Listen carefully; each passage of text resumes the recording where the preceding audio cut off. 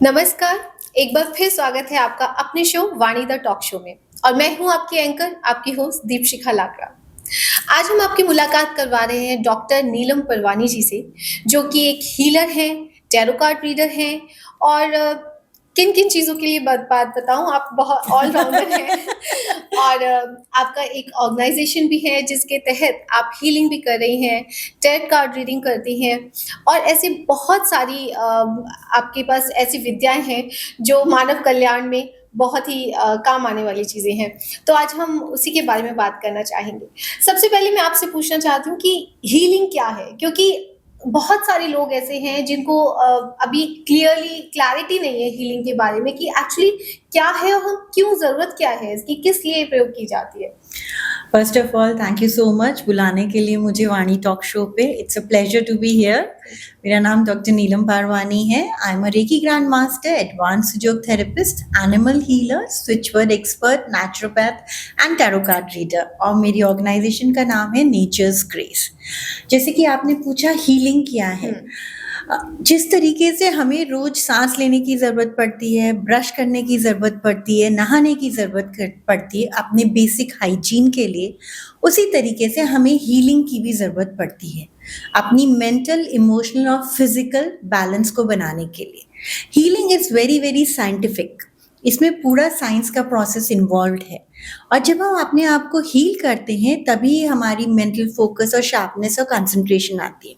तीनों चीज़ें कनेक्टेड होती हैं। अगर आपका शरीर स्वस्थ है तो आपके इमोशन स्टेबल रहेंगे, आपके इमोशन स्टेबल हैं तो आपका माइंड शार्प रहेगा। तीनों चीज़ें कनेक्टेड है। जैसे ही आपको कोई बीमारी लगेगी आप इमोशनली डिस्टर्ब हो जाएंगे, आपको मेंटल स्ट्रेस आ जाएगा। तो जब आपको तीनों चीज़ों को बैलेंस करना है तभी हीलिंग आपकी लाइफ में आती है।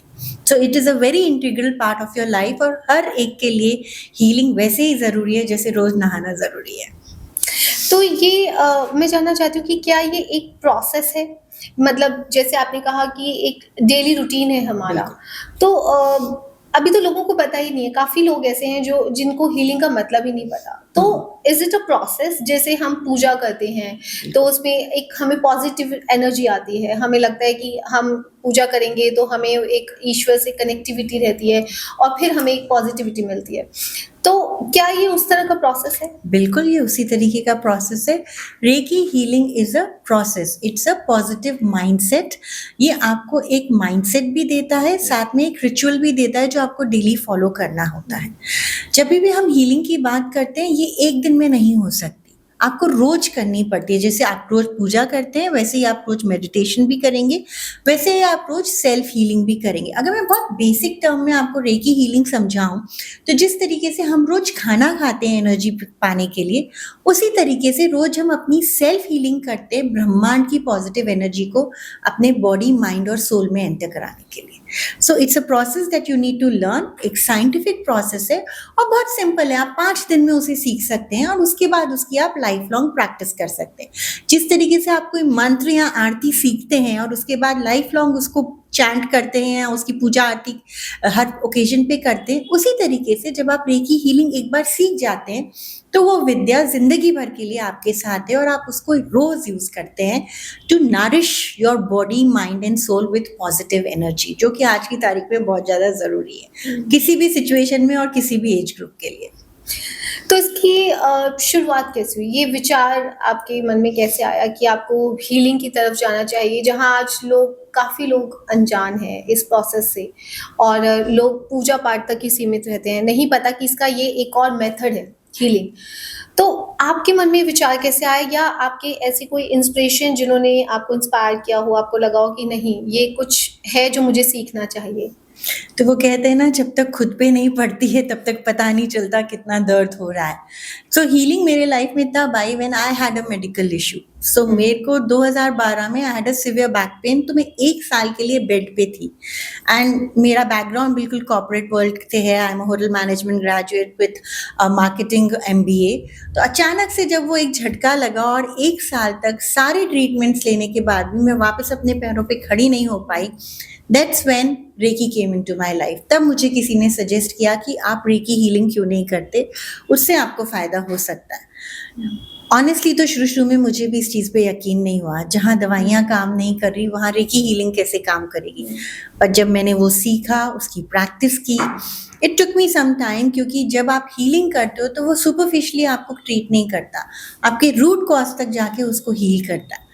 और 6 से 8 महीने के अंदर मैं अपने पैरों पे खड़ी हो गई और आज 12 साल हो गए and I am perfectly fine. That was the time I realise कि बिना किसी मेडिसिन के, बिना किसी साइड इफ़ेक्ट के, अगर आप पूरी तरीके से हीलिंग से स्वस्थ हो सकते हो, तो इसके बारे में ज़्यादा से ज़्यादा लोगों को पता भी होना चाहिए और इसके बेनिफिट्स ज़्यादा से ज़्यादा लोगों तक पहुँचने भी चाहिए। And that's when I decided कि अब मैं यही काम करना चाहूँगी and I change my field from the corporate world, I moved into the world of wellness. अच्छा, आप भी तो कभी पहली बार किसी हीलर के पास गए होंगे जो हीलिंग करते होंगे या रेकी प्रोसेस करते होंगे, तो उनसे आप बाद में इंस्पायर हुए, तो ऐसा पहला शख्स कौन था आपकी लाइफ में जिनके पास आप गए? एक्चुअली जिन्होंने मुझे इसके बारे में बताया, that was one of the teachers with whom I was working. और जब मैं पहली बार अपने रेकी गुरु से मिली तो मेरा एक्सपीरियंस तो बहुत ही अलग था। कहते हैं ना, बुद्धिजीवी लोग कभी भी किसी भी चीज़ पे इतनी आसानी से विश्वास नहीं करते। तो when I met my reiki teacher the first time, मेरा पहला रिएक्शन यही था कि नहीं, मैं ये नहीं करना चाहती, क्योंकि ये मुझे सही ही नहीं लग रहा। इसमें ये बोल रहे कि बस आप लेट जाओ और हम आपको एनर्जी देंगे और आप ठीक हो जाओगे। तो द फर्स्ट थॉट वाज नहीं, it could be a scam, you know. मैं एक्चुअली उस इंप्रेशन के साथ वहां से भाग के आ गई थी आधे घंटे में कि मेरे को ये करवाना ही नहीं है। But the only thing my teacher said is कि आप दुनिया की हर एक चीज ट्राई कर चुके हैं, तो इसको भी ट्राई करके देख लीजिए।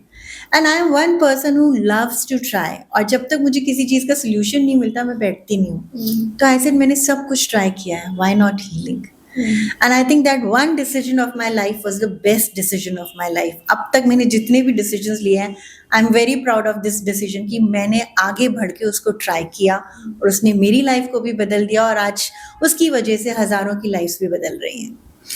तो कौन सा वो एक छोटा सा मोमेंट या कोई ऐसा पल है जब आपको लगा हो कि नहीं, मुझे इस पर ट्रस्ट करना चाहिए एंड ये ट्रस्टवर्दी है, ये प्रोसेस जो हो रहा है? आपने जैसे बोला कि आप आधे घंटे में वहां से भाग गए, तो ऐसा क्या हुआ, ऐसा कौन सा ऐसा मोमेंट था जब आपको लगा नहीं, this is right track for me? So basically मेरे पास कोई और ऑप्शन नहीं था। मैं एलोपैथी का हर एक चीज़ ट्राई कर चुकी थी, मैं फिजियोथेरेपी ट्राई कर चुकी थी, मैं पेन किलर्स ट्राई कर चुकी थी, मैं स्पाइन स्पेशलिस्ट को मिल चुकी थी जयपुर में, दिल्ली में, बॉम्बे में। तो जब आपके पास कोई और रास्ता ही नहीं बचा और एक ही किरण दिख रही है, तो वो बोलते हैं ना, डूबते को तिनके का सहारा। तो मेरे लिए तो उस वक्त वही एक तिनका था और मैंने उसका सहारा ले लिया। मैंने दिमाग से सोचा, और मैं बहुत ज्यादा लॉजिकल पर्सन हूँ, मैं दिमाग से ही सोचती हूँ, मैं इतना जल्दी किसी चीज पे यकीन नहीं करती। तो मैं सारी रात एक ही चीज सोचती रही, कोई और ऑप्शन है? सारे दरवाजे बंद हैं। ये कोई सामने से बोल रहा है, तुम्हें यकीन नहीं है तो इस बार किसी और के यकीन पे यकीन करके देख लो। And I just tried it and it worked.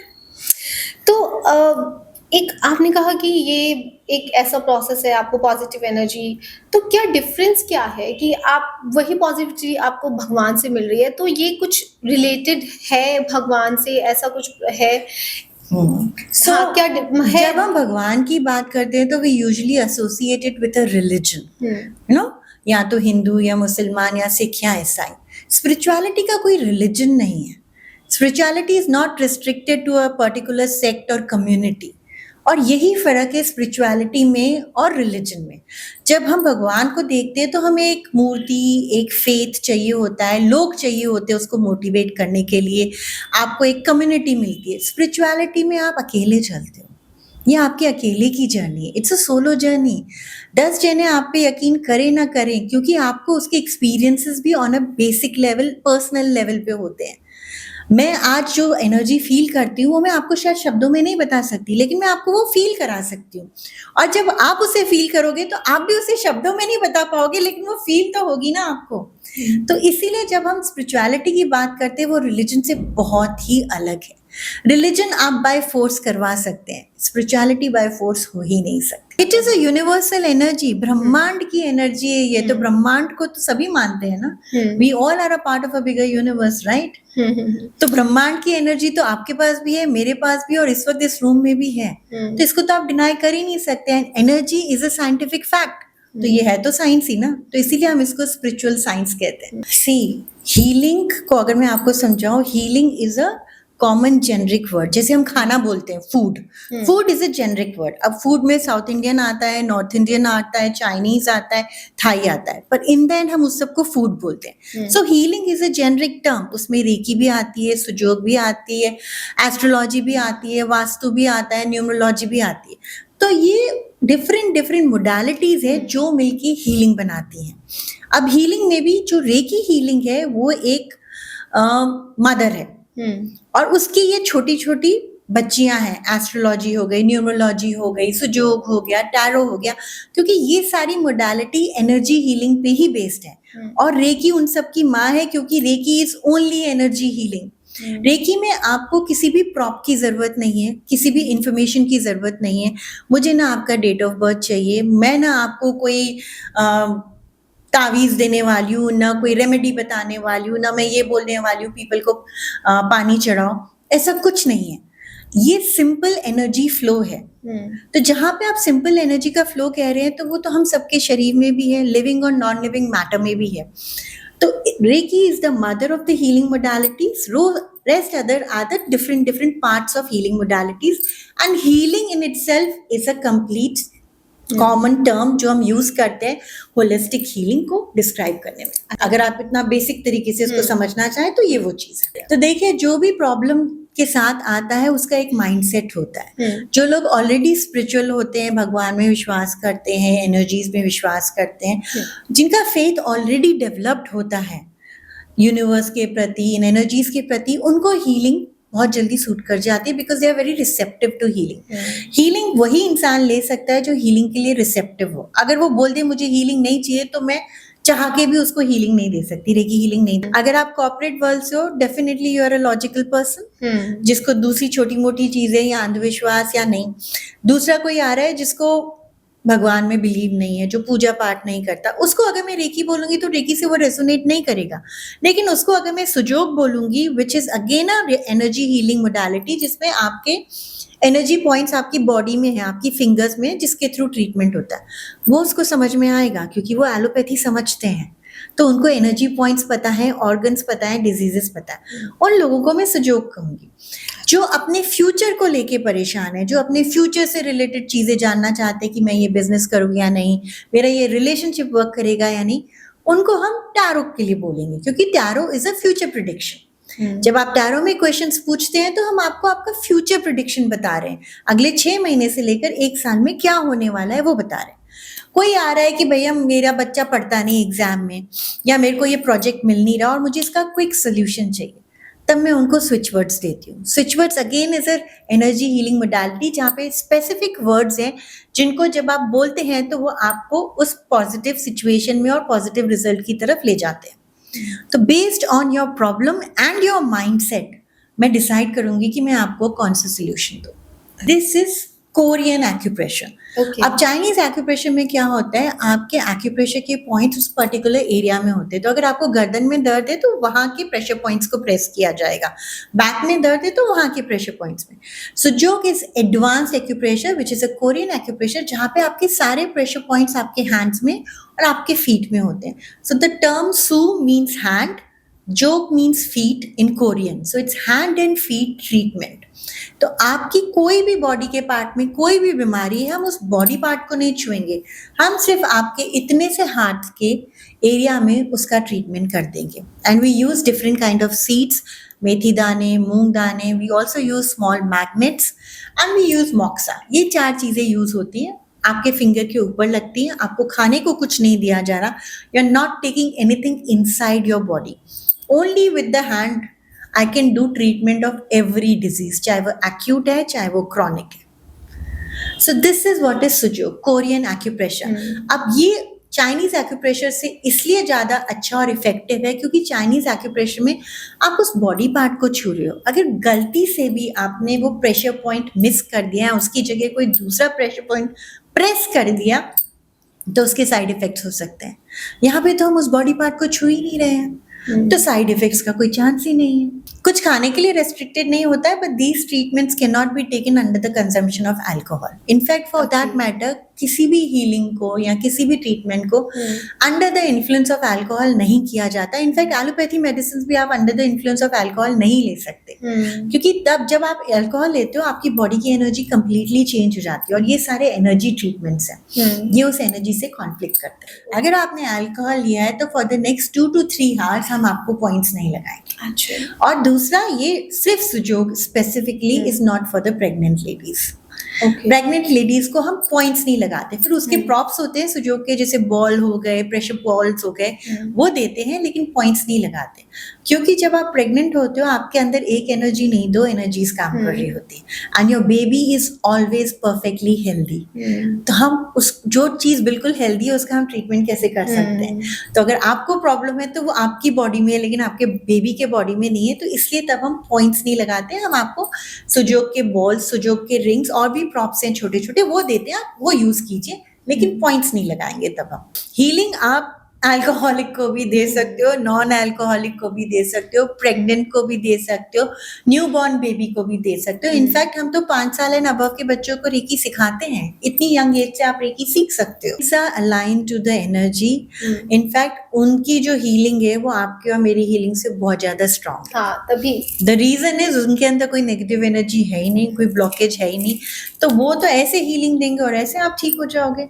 उनका तो एनर्जी फ्लो इतना स्ट्रांग होता है, इतना स्ट्रांग होता है।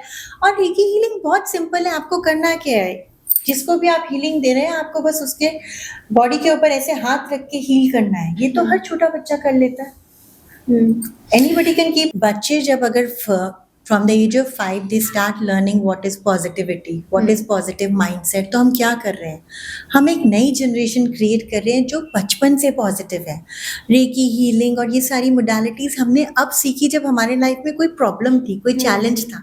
लेकिन अगर शुरू से ही हम बच्चों को बता दें पॉजिटिव एनर्जी कैसे वर्क करती है, पॉजिटिव माइंडसेट कैसे वर्क करता है, कैसे आप अपनी छोटी छोटी बीमारियों को खुद ही पॉजिटिव एनर्जी से हील कर सकते हो, तो सबसे बड़ी बात हम उनके लाइफ से उन मेडिसिन और उन साइड इफेक्ट्स को दूर कर रहे हैं जो आगे जाके उनको दिक्कत दे सकती हैं। सेकेंडली, जब आप पॉजिटिव एनर्जी किसी बच्चे को सिखाते हैं और वो खुद को रोज हील करता है, उसका फोकस बढ़ता है, कंसंट्रेशन बढ़ती है, बच्चों को नींद अच्छी आती है, बच्चे एनर्जेटिक हो जाते हैं। वो छोटी छोटी जो बीमारियां हैं, सर्दी खांसी जुकाम, वो तो वैसे ही ठीक हो जाता है बिना किसी दवाई के। तो you are creating a healthy and positive generation. एक पूरी जनरेशन अगर हेल्दी और पॉजिटिव आ जाए तो पूरा वर्ल्ड ही ट्रांसफॉर्म हो जाएगा ना। तो 5 साल का बच्चा, मतलब सोच के भी मुझे हैरानी होती है कि वी क्या डू अ उसको रेकी healing की समर जरूरत है? कैंप। हम रोज हर साल रेकी समर कैंप करते हैं बच्चों के लिए। You should come there and see कि कैसे, और आपको यकीन नहीं होगा 5 साल के बच्चों की डिजायर्स क्या क्या होती हैं। जैसे? हमको लगता है 5 साल के बच्चे अपने दिमाग में क्लियर नहीं होते, लेकिन वो एडल्ट से भी ज्यादा क्लियर होते हैं। उनको एग्जैक्टली पता हो जाए है कि उन्हें लाइफ में क्या चाहिए और कब चाहिए। And the kind of focus kids have, adults don't have. हम तो बड़े होकर सिर्फ कंफ्यूजन वाली दुनिया में जी रहे हैं, उन बच्चों की दुनिया क्रिस्टल क्लियर। जैसे कोई एग्जाम्पल आपके पास आते हैं? जैसे बच्चे आते हैं, 5 साल का कोई बच्चा आया तो सबसे पहला वो ये बोलेगा कि मुझे बड़े होके ये बनना है। अब कई बार बच्चे भूल जाते हैं, बड़े होते होते चेंज हो जाती है उनकी विशेस एंड डिजायर्स। तो जब वो 5 साल का बच्चा आता है हम उसको पॉजिटिव एफर्मेशन सिखाते हैं कि बेटा जब आपको अपनी कोई भी विश पूरी करनी है तो आपको इस फॉर्मेट में बोलना है उस विश को, और फिर वो पूरी होगी। तो उसने एक पॉजिटिविटी, एक पॉजिटिव एफर्मेशन बनाना सीख लिया। अब किसी भी चैलेंजिंग सिचुएशन में उसको क्या करना है, अपनी विश को पूरा करने के लिए उसको पॉजिटिव सेंटेंस को फ्रेम करना आना चाहिए, और उसने वो सीख लिया। आज वो बोल रहा है कि मुझे बड़े होके पुलिस ऑफिसर बन रहा है, आज वो बोल रहा है कि मुझे पियानो सीख रहा है, आज वो बोल रहा है कि मुझे ये वाला टीवी सीरियल सीखना है। उसके हम उस चीज पे फोकस नहीं कर रहे कि इसकी ये डिजायर्स है, हम उसको एक सिस्टम सिखा रहे हैं किस तरीके से आप किसी भी नेगेटिव सिचुएशन में अपनी विश को पूरा करने के लिए, अपने सिचुएशन को पॉजिटिव बनाने के लिए पॉजिटिव एफर्मेशन क्रिएट कर सकते हैं। उनके लिए अभी वो छोटे छोटे फोकस है, छोटी छोटी डिजायर्स है, लेकिन हमने क्या किया, वो हैबिट उनको सिखा दी। अब बच्चों को हम जब ब्रश करना सिखाते हैं तो हम बोलते हैं ना दांत में कीड़े लग जाएंगे, कैविटीज हो जाएंगी, फिर दांत गिर जाएंगे, तो हम एक आदत सिखा रहे हैं उनको, राइट। और फिर लाइफ लॉन्ग आप ब्रश करते हो ना। हम सबको पता होता है कि 4 दिन ब्रश नहीं करेंगे तो कैविटीज नहीं होंगी, लेकिन वो आदत डालने के लिए हमने वो प्रोसेस किया। तो यहाँ पे हम बच्चों को वो पॉजिटिव माइंडसेट की आदत डलवा रहे हैं। Our focus is very long term. और जब वो एक बार आदत डल जाती है ना, फिर वो ऐसे एक एक मिनट में हर चीज की प्रेयर करना सीख जाते हैं। फिर वो मम्मी पापा से नाराज नहीं होते, because they are very confident, जो मैंने प्रेयर की है वो यूनिवर्स जरूर पूरी करेगा।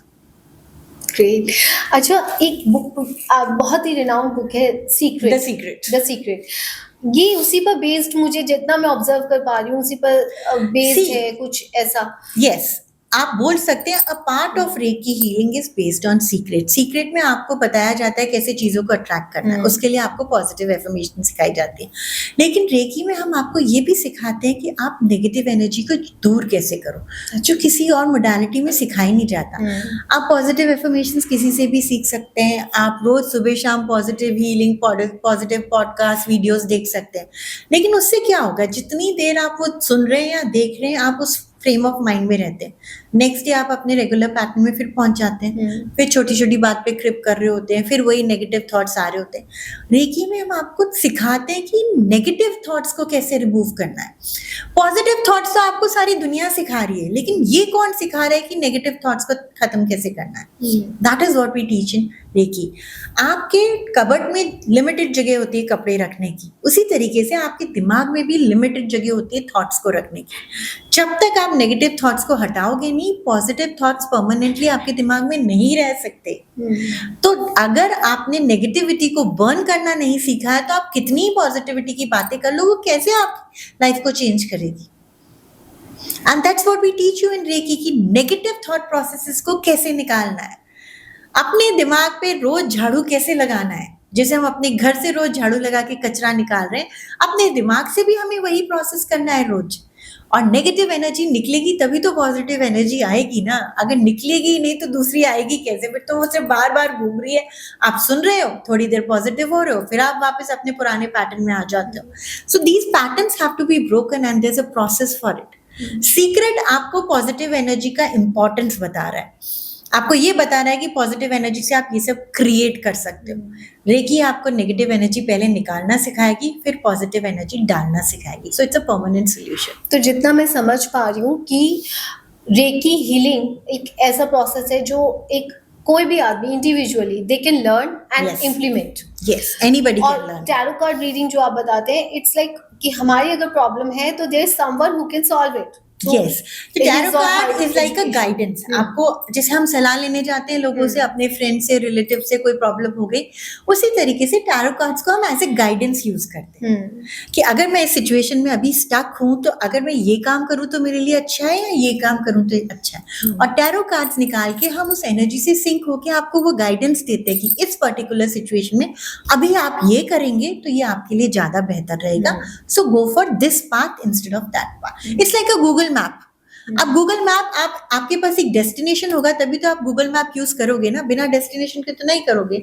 तो जब आप किसी प्रॉब्लम में पहुंचोगे, कहीं पे गाइडेंस चाहिए या कहीं पे डबल माइंड आया, तब हम tarot card as a Google map आपके लिए यूज करते हैं और आपको सही गाइडेंस देते हैं कि you go in this direction and this is going to be successful for you. लेकिन अगर हम ऑलरेडी इतने पॉजिटिव हो जाते हैं रेकी और हीलिंग के थ्रू, तो मुझे नहीं लगता कि हमें टैरो कार्ड रीडर की भी उसके पास जरूरत पड़ने वाली है। ऐसा है? जरूरत नहीं है ना। See in reiki one more thing, tarot card में आप सिचुएशन, प्रॉब्लम आपके पास है, आप सोल्यूशन ढूंढ रहे हो। रेकी में हम अपना फ्यूचर ही खुद क्रिएट कर रहे होते हैं। टैरो कार्ड में आप फ्यूचर पूछ रहे हो कि मेरा फ्यूचर क्या होगा। रेकी में हम बोल रहे हैं अपना फ्यूचर खुद क्रिएट करो ना, खुद बनाओ, खुद मैनिफेस्ट करो। जब क्रिएटर ही आप हो तो फिर आपको किसी और के पास जाने की जरूरत ही नहीं होती ना। जब खाना ही आप बना रहे हो तो आप किसी और से क्यों पूछोगे? आप ही को बनाना है, आप डिसाइड करो आपकी रेसिपी में आप कितना नमक डालोगे, कितना मिर्च डालोगे और कितना मक्खन डालोगे। अच्छा, ये तो हो गई ह्यूमन बींग्स की और बच्चों की भी, एडल्ट्स की भी बात हो गई। मैंने जो आपके बारे में मैं जितना पढ़ा है जानती हूँ कि आप एनिमल और बर्ड्स की भी, पशु पक्षियों की भी हीलिंग और करते हैं।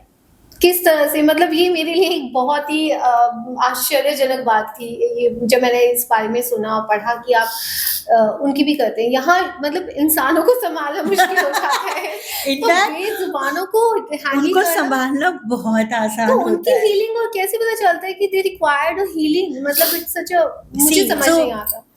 एक्चुअली लोगों को लगता है रेकी सिर्फ ह्यूमंस के लिए और सिर्फ हेल्थ इश्यूज के लिए।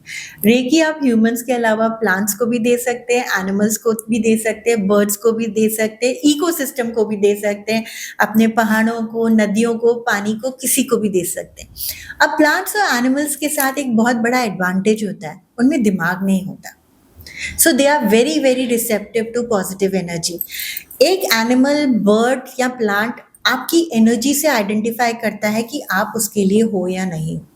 आप कहीं पे भी चले जाओ, एक डॉग अगर आएगा तो सबके पास नहीं जाता वो, और सबसे पहले सूंघता है आपको। वो क्या कर रहा है? वो आपकी एनर्जी फाइंड आउट कर रहा है, आप कितने पॉजिटिव हो, आप कितने नेगेटिव हो, आपकी और उसकी एनर्जी सिंक हो रही है या नहीं हो रही है।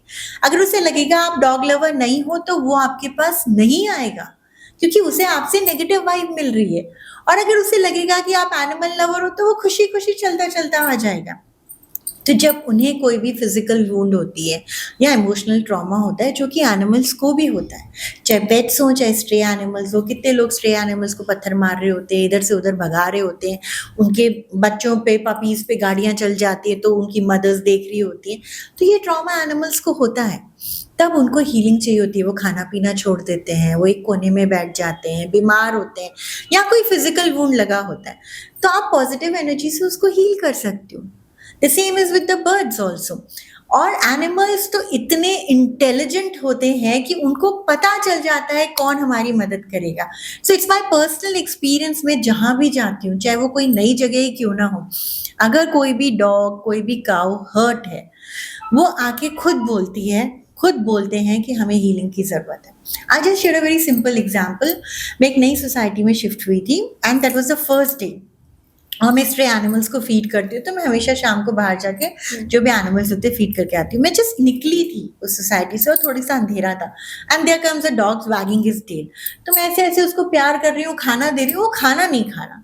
बोले, ये खाना क्यों नहीं खा रहा? और वो बार बार अपना सर ऐसे नीचे नीचे नीचे कर रहा था। तो लाइक क्या हुआ? मैं थोड़ा रोशनी में आई, उसको यहाँ पे बहुत बड़ी जख्म था, एंड एक्चुअली वो मुझे दिखा रहा था कि मुझे चोट लगी है। एंड देन मैंने बोला अच्छा रुको यहाँ पे। मैं गई अंदर से, मेडिसिन लेके आई, उसको आराम से मेडिसिन लगाई, उसके बाद उसकी 3-4 दिन हीलिंग की। और आज भी वो डॉग रोज मुझे मिलता है और सर झुका के ही मुझे प्रणाम कर रहा होता है। तो उनको पता चल जाता है, स्पेशली विद पेट्स। अब तो पेट्स का ट्रेंड हो गया है, कोविड के बाद every second house has pets. So pet parents को तो समझ में आ जाता है जब उनके पेट्स खाना नहीं खा रहे होते हैं, जब उनके पेट्स की तबीयत खराब होती है। So I just need the photograph of the pet and that is more than enough, क्योंकि रेकी में तो डिस्टेंस हीलिंग का कॉन्सेप्ट है।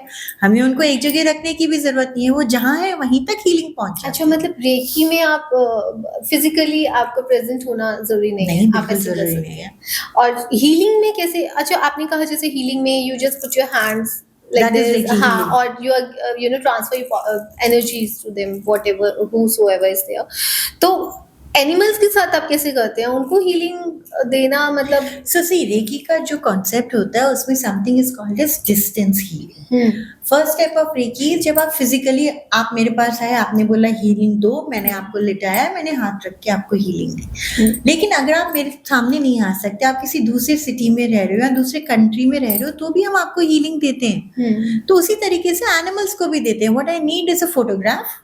जिसको हीलिंग देनी है उसकी फोटोग्राफ, अगर उसका कोई नाम है, आपने अपने पेट का कोई नाम रखा है तो नाम। और ऐसे ही ह्यूमंस के लिए भी हीलिंग तो ऑल ओवर द वर्ल्ड जाती है। आपको उसके लिए फिजिकली प्रेजेंट होना जरूरी नहीं है, बिकॉज एनर्जी मूव्स। तो online offline we can do. It is nothing to do with online offline at all. आपने मुझे बोला कि मेरी मदर आज अमृतसर में बैठी हुई है, उनके नी में पेन है और मुझे उसके लिए हीलिंग चाहिए। मुझे आपकी मदर का फोटो चाहिए और मुझे आपकी मदर का नाम चाहिए। I will sit at this place, I will send the energy over there, और उनके नीज में इंप्रूवमेंट उन्हें दिखेगा। जैसे साउंड वेव्स ट्रैवल करती है, एयर वेव्स ट्रैवल करती है, वैसे भी तो एनर्जी वेव्स ट्रैवल करती है ना।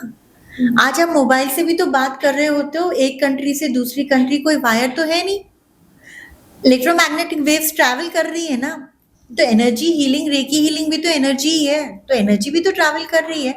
The only thing is your intent has to be correct when you are giving reiki, और आप जो उसको दे रहे हो उसको दिमाग में रख के वो हीलिंग भेजोगे, so that energy moves in that direction for that person.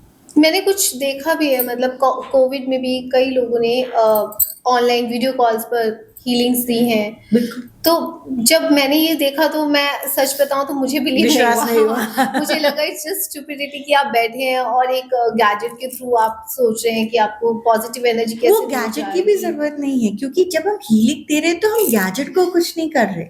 We are receiving the universal energy and we are passing the universal energy. जब आप इस चीज में बिलीव करते हो कि एक वीडियो कॉल पे आप 2 कंट्रीज के 2 लोग बात कर सकते हो, तो आप इस चीज पे क्यों नहीं बिलीव करते कि एनर्जी आपके माइंड से भी दूसरे माइंड पे फ्लो हो सकती है, दूसरे की बॉडी में फ्लो हो सकती है।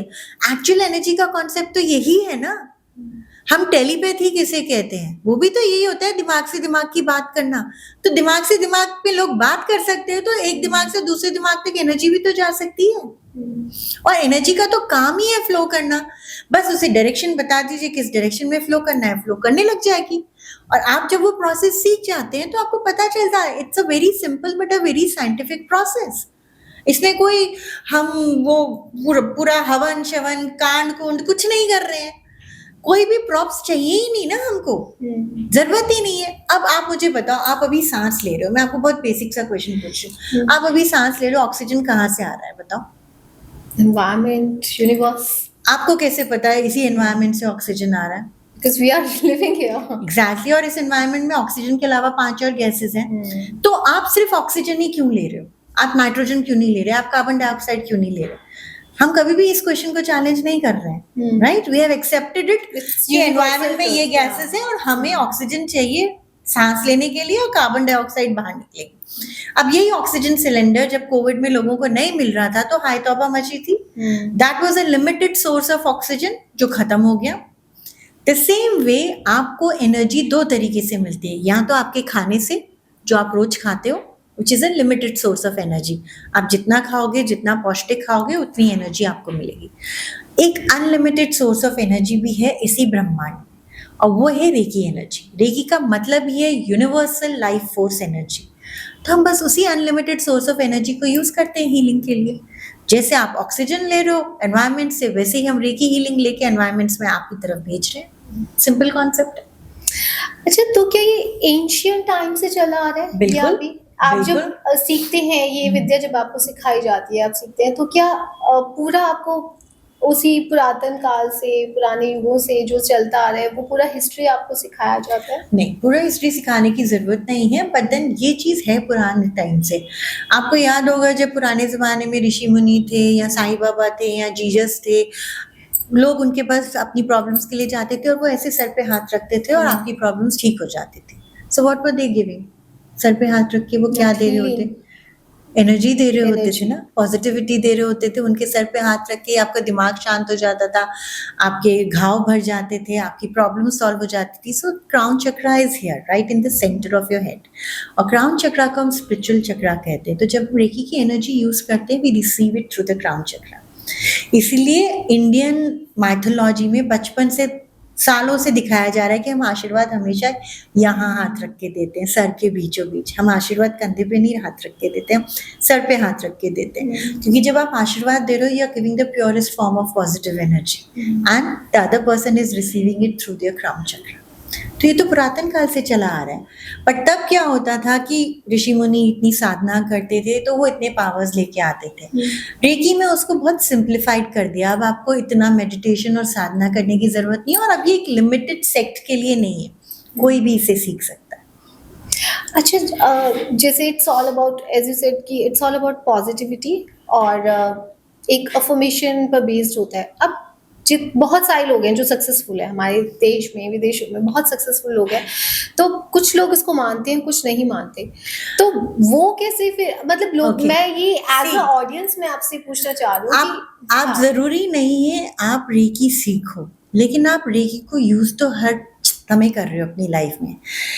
हमारे पास 2 पावर्स होते हैं, एक यूनिवर्सल पावर होता है, एक हमारे सबकॉन्शियस माइंड का पावर होता है।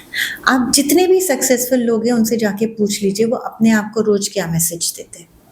वो अपने आप को रोज यही बोलते हैं कि मैं सक्सेसफुल हूँ, तभी वो सक्सेसफुल है। तो मैसेज तो जा रहा है पॉजिटिविटी का। जरूरी नहीं है उसके लिए उनको कुछ सीखना पड़े। Some people are born positive, some people turn into positivity, right? तो हर एक सक्सेसफुल इंसान की अगर आप स्टोरी देखोगे, किसी का भी इंटरव्यू ले लो, किसी की भी बुक पढ़ लो, वो बोलेगा कि मैंने ये विजन बनाया था। जैसे जिम कैरी ने बोला था, मैंने 1 करोड़ का चेक अपने वॉलेट में रखा था और 1 साल बाद वो एक्चुअली मेरे बैंक अकाउंट में था। एक विजन, एक माइंडसेट, एक थॉट प्रोसेस। रेकी भी आपको वही सिखाती है, अपने थॉट्स को चेंज करना, नेगेटिव थॉट्स को हटाओ और पॉजिटिव थॉट्स को लाओ। तो मतलब डायरेक्टली और इनडायरेक्टली हम लोग उसको फॉलो कर रहे हैं, बट कुछ लोगों को पता है और कुछ लोगों को नहीं पता। मैंने एक इंटरव्यू किसी का एक इंटरव्यू देखा था और उसमें किसी ने बताया था कि आलिया भट्ट एक जो एक्ट्रेस हैं और जब फिल्म फेयर अवार्ड के लिए या किसी ऐसे अवार्ड फंक्शन वो पहले से ही शी ऑलवेज आईने में जाके अंदर रखते हैं कि हाँ आई विल गेट दिस तो अवार्ड। आप क्या कर रहे हो? आप मैनिफेस्ट ही तो कर रहे हो, विजुलाइज ही तो कर रहे हो। Manifestation is done into 3 ways. So manifestation is a very small part of reiki energy. Manifestation के 3 तरीके होते हैं, या तो आप उसको बोल के करो, या आपको विजुलाइज करना है, सोच के करो, या फिर आप उसको अपने थॉट में लाके करो। और जब ये तीनों एनर्जी सिंक हो जाती है तब मैनिफेस्टेशन चालू हो जाता है। अब पहले आप अपने आप को बोलना चालू करते हो कि I am the best actress, right? फिर आप उसको विजुलाइज करते हो कि फिल्म फेयर का अवार्ड चल रहा है, स्टेज चल रहा है, मुझे अवार्ड मिल रहा है। फिर वो आपके थॉट में आने लग जाएगा। आप दिन रात जब भी फिल्म फेयर देखोगे या कोई भी अवार्ड फंक्शन देखोगे, आप बोलोगे मुझे भी यहाँ पे जाना है, मुझे भी ये प्राइज चाहिए। क्या कर रहे हो? आप तीनों एनर्जीज को सिंक कर रहे हो। आप बोल भी वही रहे हो, आप सोच भी वही रहे हो, आप विजुलाइज भी वही कर रहे हो, and it gets manifested in your reality because this is science. Universe का बहुत सिंपल सा लॉ है, आप यूनिवर्स को जो दोगे यूनिवर्स वही आपको वापस देगा। तो अगर आप यूनिवर्स को बोलोगे कि मुझे सर में दर्द हो रहा है, आप 10 बार बोलो, आधे घंटे बाद आपका सर दर्द ज्यादा हो जाएगा। और आपके सर में दर्द हो रहा है, आप यूनिवर्स को ये बोलो आधे घंटे में ये ठीक हो जाएगा, आधे घंटे में आपका सर का दर्द ठीक हो जाएगा। ये सिंपलेस्ट वे है टू ट्राई इट आउट। अगर आपको यकीन नहीं है, आप खुद ट्राई करो। ये साइंस है, इसमें एक्सपेरिमेंट आप ही को करना है। किसी की भी बात पे विश्वास मत कीजिए, मेरी बात पे भी विश्वास मत कीजिए, खुद ट्राई कीजिए। तो यहाँ आपने जैसे कहा, कहीं ऐसे भी बहुत सारे लोग हैं जो कहते हैं कि हम तो जो सोचते हैं वो होता ही नहीं है, अलग ही हो जाता है। या कहते हैं कि पहला एक हमारे पहली पुराने जमाने से एक वो कहावत चली आ रही है, हमारी दादी नानी वगैरह बोलते थे कि पहला सोचा दुश्मन का होता है। आप पहले से ही कुछ हुआ नहीं और आप पहले से ही वो चीजें सोचने लगो, और जब वो नहीं हो पाता तो फिर बड़ा फ्रस्ट्रेशन होता है, गुस्सा आता है। तो देखो इसका भी एक कारण है। जब आप सोचते हो, या तो आप जो सोच रहे हो उस पर टिके रहो। अब आपने ये सोचा कि मेरा ये बिजनेस वेंचर प्रॉफिटेबल होगा, ठीक है, आपने सोच लिया। आपने 2-4 लोगों से बात की, किसी ने बोला नहीं ये तो नहीं हो सकता, ये चीज तो आजकल चलती नहीं है। फिर थोड़ी देर बाद आप ये सोच रहे हो कि यार अगर ये नहीं हुआ तो आपने अपनी पहली सोच को खुद ही काट दिया। You cut your first thought, right? आपने ये पहले सोचा कि इट इज सक्सेसफुल। 30 मिनट बाद आप सोच रहे हो कि ये नहीं हो सकता। उसके 30 मिनट बाद आप ये सोच रहे हो अगर ये नहीं हुआ तो मैं दूसरा क्या करूंगा। और उसके 30 मिनट बाद फिर आप सोच रहे हो कि नहीं नहीं ये हो जाएगा। तो बताओ, आपने 4 डिफरेंट मैसेजेस दे दिए यूनिवर्स को। यूनिवर्स किस पे वर्क करे? आप एक टैक्सी में जा रहे हो, आप टैक्सी ड्राइवर को पहले बोल रहे हो लेफ्ट में चलना, फिर बोलते हो नहीं नहीं लेफ्ट में मत चलो, तुम सीधा ही चलो। फिर बोलते हो नहीं सीधा मत चलो, तुम राइट में चलो। फिर तुम उसको बोलते हो नहीं तुम यू टर्न लेके वापस लेफ्ट में चलो। वो क्या होगा? वो टैक्सी ड्राइवर आपको बोलेगा आप उतर जाओ, आप पैदल जाओ, आपको जहां जाना है। तो बेचारा यूनिवर्स भी कंफ्यूज हो गया, आपको चाहिए क्या? अगर आप अपनी सोच पे नहीं टिक सकते तो उसको रियलिटी में आप कैसे लाओगे? तो आपकी चीजें इसलिए मैनिफेस्ट नहीं हो रही क्योंकि आप मल्टीपल थॉट्स दे रहे हो। आज बोलते हो मुझे ये करना है, आधे घंटे बाद बोलते हो मुझे इसकी जगह ये करना है, एक दिन बाद बोलते हो मुझे ये करना ही नहीं है। अपनी थॉट तो क्लियर करो, आपको क्या चाहिए। और जब आपने डिसाइड कर लिया आपको वो चाहिए, तो उसके बाद कान बंद, किसी और की सुननी ही नहीं है। अगर आपने कान बंद रख लिए, दिमाग फोकस में रहा और वही थॉट लेके चलते रहे, तो वो 100% मैनिफेस्ट होता है। आपकी खुद की सोच ही आपके लिए सबसे बड़ी रुकावट है, कुछ और नहीं है इस वर्ल्ड में जो आपको सक्सेसफुल बनने से रोक सकता है। Only you can stop yourself. अच्छा, यहाँ मैं एक लोगों को बताना भी चाहूँगी कि लोग सोचते हैं कि जो भी इस तरह की पर्सनालिटीज़ हमारे सामने आती हैं उनकी लाइफ में कितना इम्पैक्ट पड़ता है इन सब चीज़ों का, हमें कैसे पता। तो मैं आप लोगों को बता दूं कि नीलम जी एक कैंसर सर्वाइवर रह चुकी हैं और हीलिंग के ही थ्रू उन्होंने विदाउट एनी मेडिकेशन के उन्होंने अपना कैंसर से ओवरकम कर पाई हैं। मैं वो जर्नी जानना चाहती हूँ कि कैसे आपने उससे ओवरकम किया। सो ये भी कहते हैं ना, जो थॉट आप देते हो वो मैनिफेस्ट होता है। तो मैं पिछले 8 सालों से कैंसर पेशेंट्स को हीलिंग दे रही हूँ और मैं हर बार उनको बोलती थी आप थोड़ा सब्र रखिए, ये ठीक हो जाएगा हीलिंग से। अनफॉर्चुनेटली आप हीलिंग की तरफ तब जाते हो जब आपके पास बाकी सारे दरवाजे बंद हो जाते हैं। एलोपैथी, नेचुरोपैथी, फिजियोथेरेपी, जब ये सब बंद हो जाते हैं तब आप सोचते हैं अब आखिरी दरवाजा हीलिंग का है, तब आप उसे खटखटाते हो। लेकिन अगर आप शुरू में ही हीलिंग में आ जाते हो, पहला दरवाजा ही अगर हीलिंग का खटखटाते हो, तो आपको सारे इंप्रूवमेंट्स दिखते हैं। मैं बोलती रहती थी, लोग मुझ पे विश्वास नहीं करते थे। Then when I was diagnosed with cancer, तो मैंने बोला इससे ज़्यादा अच्छा एक्सपीरियंस किसी और के लिए नहीं हो सकता। अगर मैं अपने आप को हील कर दूं तो आई am a living example, right? अच्छा, जब आपको कैंसर डायग्नोज हुआ था तो मैं बहुत खुश हुई थी। उससे पहले आप हीलिंग प्रोसेस में आ चुके थे? मैं 10 साल से हीलिंग कर रही हूँ। अच्छा, उसके बाद आपको cancer was diagnosed 4 years back. Okay. आज मैं 10 सालों से लोगों को बोल रही हूँ कि कैंसर या कोई भी क्रॉनिक डिजीज हीलिंग से क्योर हो सकता है, लेकिन लोग मानते नहीं थे। तो जब मुझे हुआ तो मुझे लगा इससे अच्छी अपॉर्चुनिटी मुझे नहीं मिलेगी ये प्रूव करने के लिए कि रेकी हीलिंग से ये ठीक हो सकता है।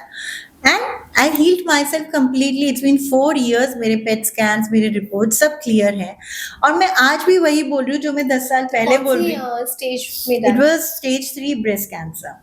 रियली? और आपने विदाउट एनी मेडिकेशन? नहीं, I have not taken any chemotherapy, any radiation. मैंने एक टैबलेट भी नहीं लिया। No allopathy medicine at all. कमाल है।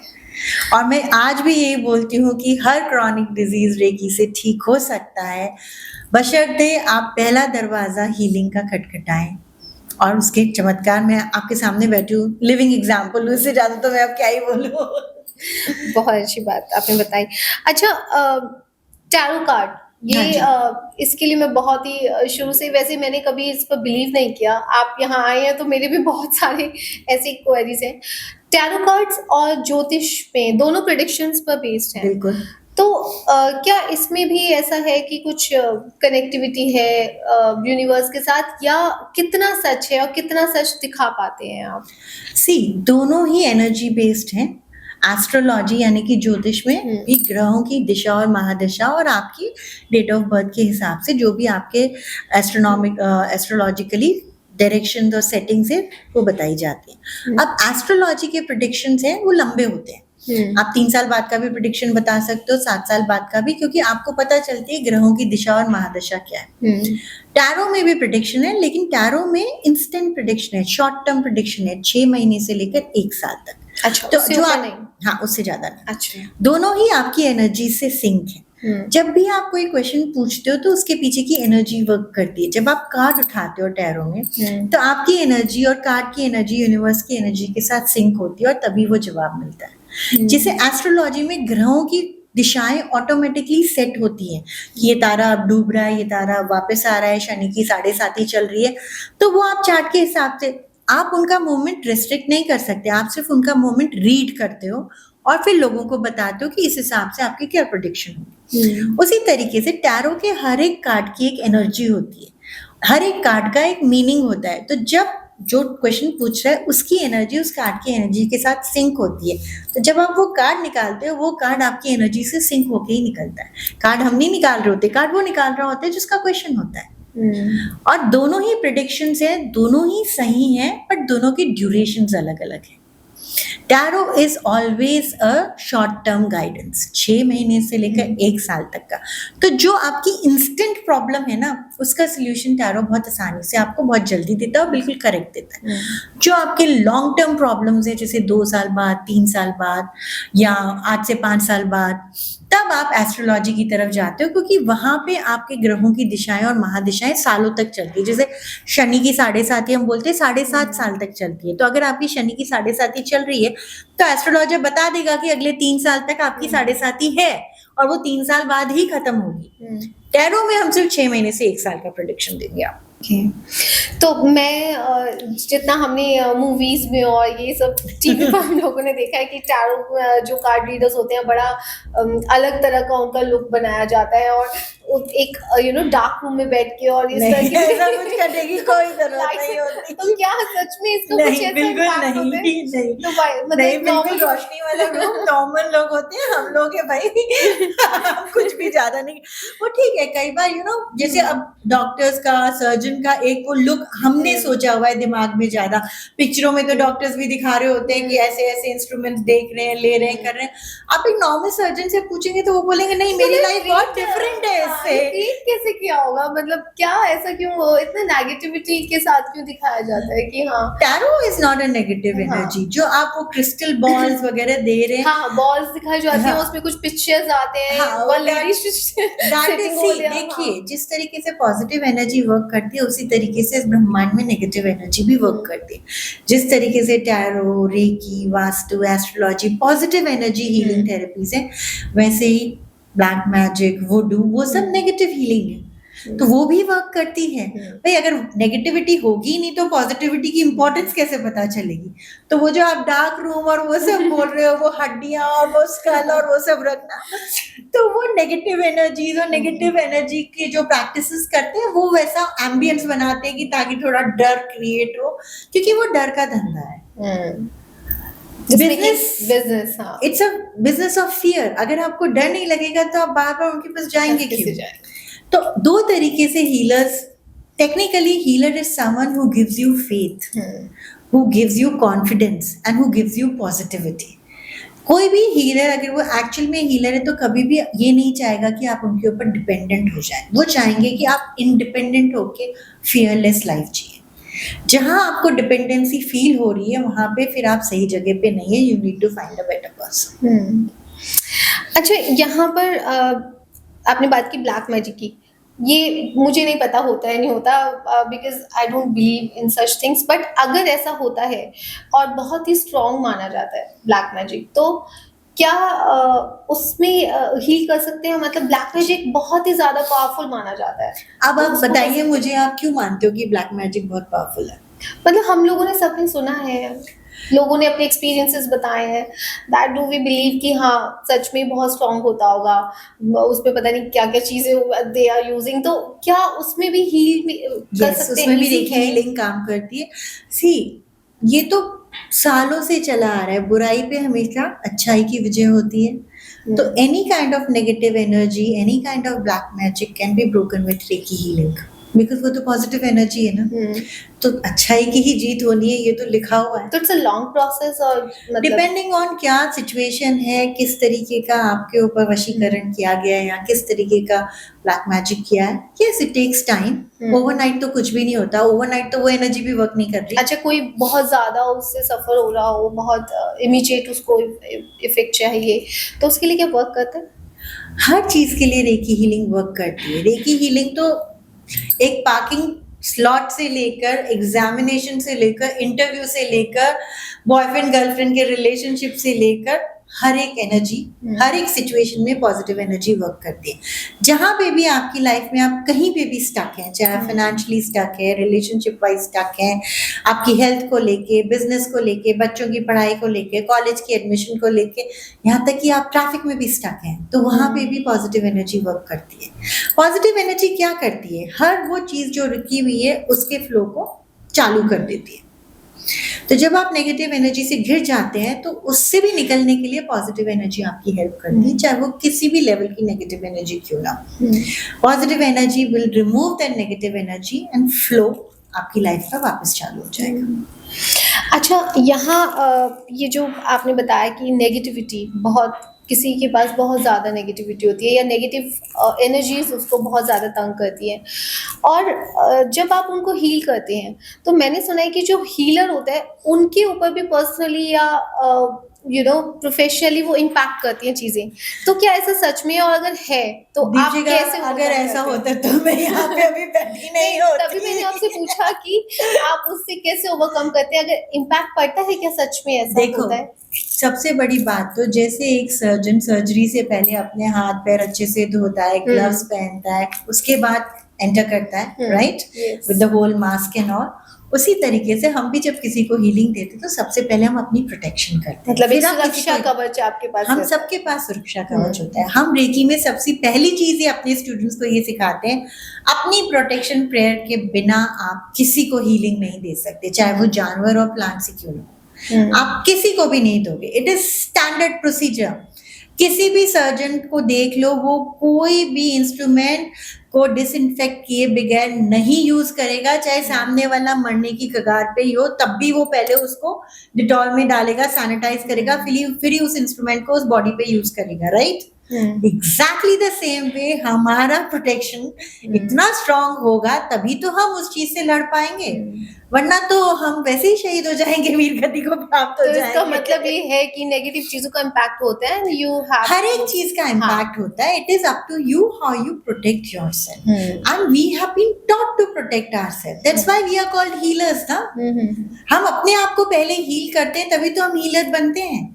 हीलिंग का सबसे पहला रूल होता है अपने आप को हील करो, उसके बाद दूसरों की हेल्प करो। तो जब हमने अपने आप को हील करना सीख लिया, अपने आप को प्रोटेक्ट करना सीख लिया, तब हम आगे जाके दूसरों को हील करेंगे और दूसरों को प्रोटेक्ट करेंगे। बीइंग अ फीमेल इस इंडस्ट्री में आना, इस तरह की हीलिंग्स और नेगेटिव पॉजिटिविटी, ये एक तरह का कह सकते हैं कि युद्ध है जिसमें आप हर दिन जीत रहे हैं, मैं जितना समझ पा रही हूँ। तो क्या क्या चैलेंजेस रहे हैं और कितना डिफिकल्ट रहा है आपका ये सफर?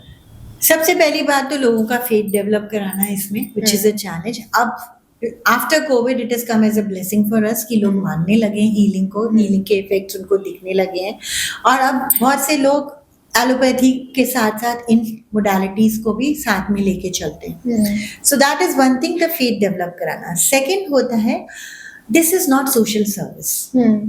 हर बार ये एक्सपेक्ट किया जाता है अगर आप हीलर हो तो आप खुद ही हीलिंग कर दो, फ्री में हीलिंग कर दो, उसके लिए आप चार्ज क्यों कर रहे हो, ये तो अच्छा काम है, ये तो समाज सेवा का काम है। ये समाज सेवा का काम नहीं है। Energy exchange is very very important in any kind of healing. ये एक कर्म बंधन है। हम सब कर्मास को समझते हैं, अगर आज आपने किसी का बुरा किया है तो कल आपका बुरा होगा ही होगा। द सेम वे अगर आज आप किसी को कोई सर्विस दे रहे हैं और अगर आप उसकी चार्ज नहीं कर रहे तो आप एक कर्म बंधन में बंध रहे हो। वो बंदे को इस जन्म में नहीं तो अगले जन्म में आपको पे करना पड़ेगा, तो इतना लंबा क्यों लेके जाना है? आप जो भी सर्विस दे रहे हैं आपको उसको चार्ज करना है ताकि वो कर्म बंधन वहीं पे खत्म हो जाए, डेबिट क्रेडिट वहीं पे सेटल हो जाए। तो हम लोगों के लिए भी चार्ज करना उतना ही इम्पोर्टेंट है जितना और किसी प्रोफेशन में। Isn't it expensive? मतलब कॉमन इंसान क्या अफोर्ड कर सकता है? एक कॉमन इंसान अगर डोमिनोज का पिज्जा अफोर्ड कर सकता है तो एक कॉमन इंसान हीलिंग भी अफोर्ड कर सकता है।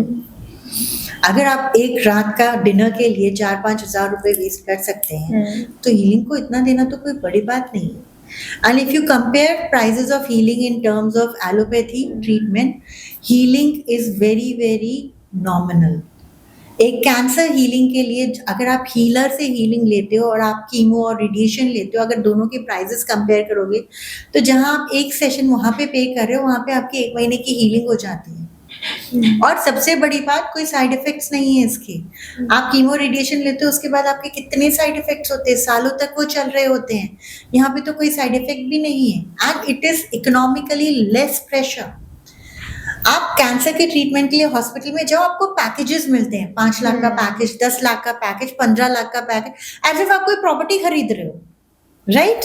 अच्छा, डिफरेंस क्या होता है इस पैकेज में? सॉरी, इस पैकेज में कीमो रेडिएशन इंक्लूडेड है, इसमें सिर्फ कीमो है, इसमें इम्यूनोथेरेपी इंक्लूडेड है, इसमें इतने सेशंस, इतने सेशंस है, लाखों के पैकेजेस हैं। हीलिंग में तो वो है ही नहीं।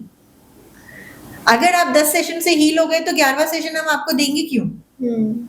और हीलिंग के हर एक सेशन के साथ आपकी हेल्थ इंप्रूव होगी, that is 100% guaranteed. And the best part about healing is, healing सिर्फ आपके उस डिजीज पे वर्क नहीं करता, उसके अलावा अगर आपकी बॉडी में कोई और सिम्टम्स भी हैं जो अभी तक उभर के नहीं आए, वो उस पर भी वर्क करता है, because energy is flowing in the whole body. तो आपके बाकी प्रॉब्लम्स ही रिजॉल्व हो जाते हैं। प्लस जब आप अच्छा फील करोगे, एनर्जेटिक फील करोगे, तभी तो आपके अंदर से वो इमोशनल खुशी भी आएगी किसी चीज को लेके। आजकल हॉस्पिटल के एनवायरनमेंट्स ही ऐसे होते हैं कि जाते हुए भी डर लगता है, राइट?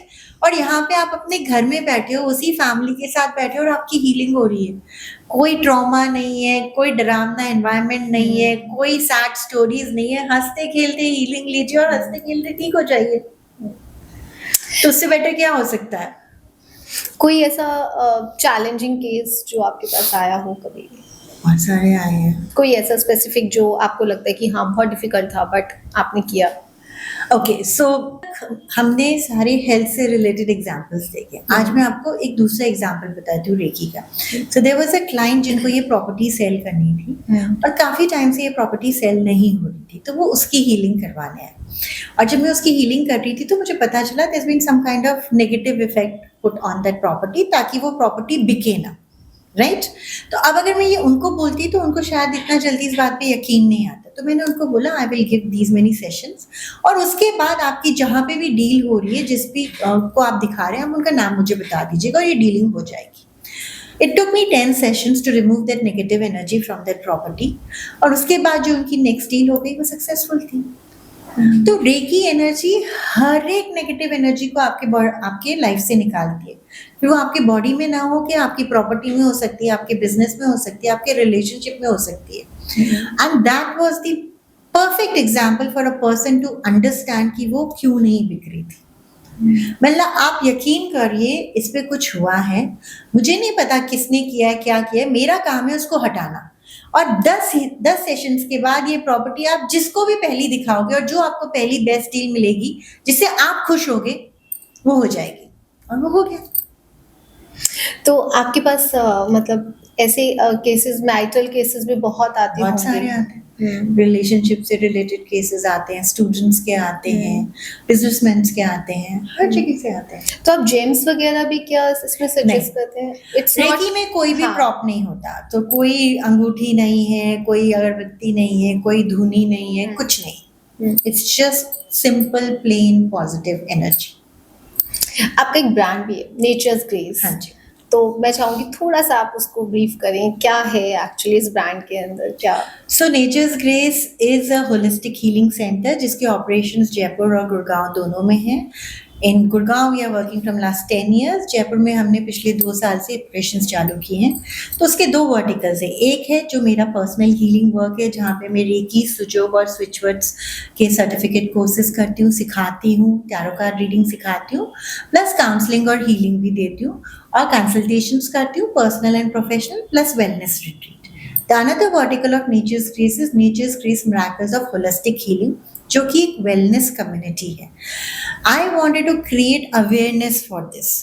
अकेले मैं इसको शायद उतना नहीं बढ़ा सकती, लेकिन आज हमारे पास 4,500 मेंबर्स हैं for all over the world, और हमारे पास 30 पैनल एक्सपर्ट्स हैं। तो मेरे अलावा और भी जो होलिस्टिक हीलिंग के डिफरेंट पैनल एक्सपर्ट्स हैं, एस्ट्रोलॉजी में, होम्योपैथी में, न्यूमरोलॉजी में, वो भी हमारे पैनल में हैं। तो ज़रूरी नहीं है कि आप एक हीलिंग मोडालिटी से रेजोनेट करें। अगर आपका फेथ एस्ट्रोलॉजी की तरफ ज़्यादा है तो आप उस तरफ जाइए, अगर आपका न्यूमरोलॉजी की तरफ है तो आप उस तरफ जाएं, क्योंकि हर एक होलिस्टिक हीलिंग मोडालिटी आपको सही गाइडेंस ही देती है। और इस कम्युनिटी के अंदर हम लोग वेलनेस इवेंट्स करते हैं। गुड़गांव में 3 इवेंट्स होते हैं साल में, जयपुर में 3 इवेंट्स होते हैं साल में, जहाँ पे अलग अलग एंटरप्रेन्योर्स, अलग अलग डिफरेंट फील्ड्स के लोग हमसे आके जुड़ते हैं और इन सारी चीज़ों के बारे में जानते हैं। प्लस हमारी जो ऑनलाइन कम्युनिटी है, फेसबुक ग्रुप है, वहाँ पे अलग अलग लाइव सेशंस होते हैं, इंटरव्यूज़ होते हैं, ताकि लोगों को बार बार अलग अलग मोडालिटीज़ की जानकारी मिलती रहे और उससे क्या बेनिफिट हो सकते हैं आपको, उनके बारे में आप जानें। एक अंतिम प्रश्न आपसे। हाँ जी। आप क्या फॉर्म करते हैं अपने लिए अब इन फ्यूचर? क्या अफर्मेशंस आपने रखे हुए हैं, क्या चाहते हैं अब इसके बाद और क्या? इसके बाद बहुत कुछ है, ये तो सिर्फ शुरुआत है। कुछ पर्टिकुलर चीजें ऐसी कि आपको लगता है? मैंने जब ये हीलिंग मोडालिटीज में आई थी, तब मैं एक सपना लेके आई थी कि हर घर में कम से कम एक रेकी हीलर हो। अगर एक घर में एक रेकी हीलर भी हो गया तो वो पूरे घर के हर मेंबर को हीलिंग दे सकता है। ज़रूरी नहीं है सब सीखें, लेकिन एक जना भी पूरे घर के वातावरण को, एनवायरनमेंट को, माइंडसेट को बदल सकता है। और इसलिए हमने ये किड्स रेकी प्रोग्राम भी चालू किया था। I only want everybody to understand the importance of healing and at least have one healer in your house, ताकि आपके घर में कोई भी नेगेटिव सिचुएशन, चैलेंज आए तो आप पॉजिटिव हीलिंग के थ्रू उसको ओवरकम कर सके। वो कहते हैं ना, एक दिन का भी अगर आ गया आपके घर में हीलिंग का, तो पूरा ब्रह्मांड बदल देगा आपका। That's what I am looking at. बहुत अच्छे विचार हैं आपके। नीलम जी, बहुत बहुत शुक्रिया आपका Thank you हमारे so शो में आने much. के लिए। और ये थी हमारी आज की मुलाकात नीलम जी के साथ। अगर आप भी किसी ऐसी ही हीलिंग, रेकी या टैरो कार्ड जैसी समस्याओं से ऐसी किसी समस्या से जूझ रहे हो जहां आपको अपनी समस्याओं को हल लेना हो, तो आप नीलम जी से सीधे संपर्क कर सकते हैं। उनकी कॉन्टैक्ट डिटेल्स आपको हमारे डिस्क्रिप्शन बॉक्स में मिल जाएगी। और हमें अगर आप अपने कोई विचार या कोई सुझाव देना चाहते हैं, तो दिए गए ईमेल आईडी और नंबर पर आप हमें संपर्क कर सकते हैं। तब तक के लिए नमस्कार, जय हिंद। Thank you.